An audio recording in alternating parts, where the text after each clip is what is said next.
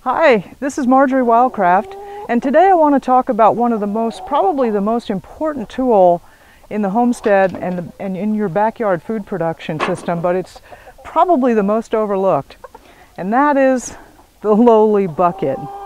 But first, let me get to feeding these chickens. Cheep, chick, chick, chick, cheep.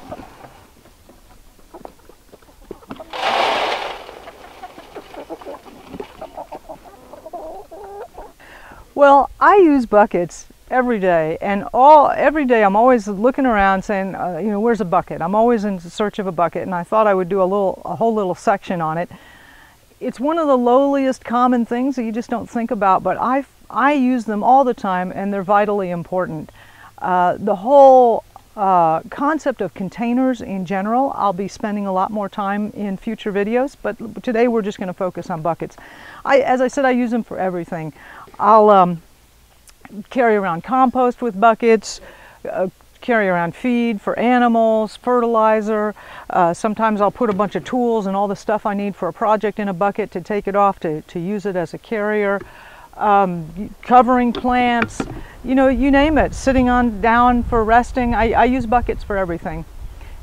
Now, if you'll remember, my philosophy always is try to I want to find stuff that's going to last as long as possible. When we undergo hyperinflation and currency collapse, after that, very common things are going to become extraordinarily difficult to get a hold of, and things that are so useful and necessary, such as buckets, will become very, very precious. So having good equipment before that happens will save you from having to find something like that later. So let's talk about what makes good equipment. First of all, I've got a girlfriend who has a whole bunch of cats and buys kitty litter in plastic boxes, gives me these boxes. I'm really grateful for it. It means I've got a great supply of buckets, but here's the reality. They don't last that long. This is a couple of years old of me using it and kicking it around. That's not too bad. They're going to last longer, any of these plastics will, if you don't have them out in the sunlight. But clearly this is not going to be something I'm going to hand on to my children. This is a pool chemicals bucket, ditto, slightly heavier plastic, but they do crack. This one, the handle's busted. Metal buckets are better and they last longer. This one I've had for about 8 years, and I have to say I have been treating it very badly. But at this point, and there was some moisture down in the bottom that stayed there for a long time. This one's got a hole in it. I don't know if you can see it. Got a hole in it. It's starting to rust out in the bottom. So what are some options of things that have been working? Now, this is a pan that we bought. Gosh, this is also about 8 years old.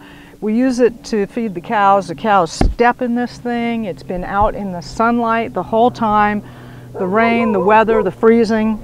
And it's made of a really thick rubbery plastic material that I really like a lot. And I just recently just found out they make buckets out of that material. So I've got a new one here, and I'm going to work with this over the next years and decades, and I'll keep you posted on how well this turns out. If you've been using one of these, and a lot of people with horses and larger animals do, and you had one that's lasted a long, long time, please post something in the comments and let us all know. I'd love to hear your responses on what has been working for you.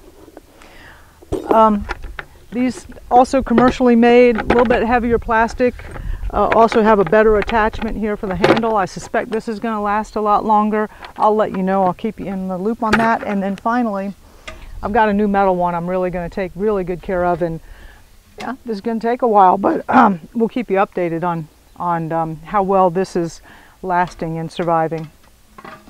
So buckets, not something you would think about. It's the small things that make a huge difference in the long run. Now, before I go, some of you may be wondering why I have a piece of 1/2-inch tubing running across behind me. It's another experiment that I'm doing on off-grid air conditioning. I'm here in Texas. There's 35-40 million people here. Arizona, Southern California, lots of places. It gets 105 regularly here in the summertime.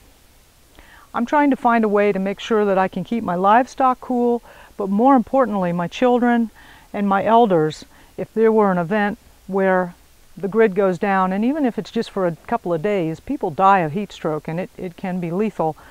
So I'm just getting close to a video out that I can get for you on that. Subscribe to the channel and I'll get you updated as soon as I've got that ready. This is Marjorie Wildcraft, and I'll see you on the next video.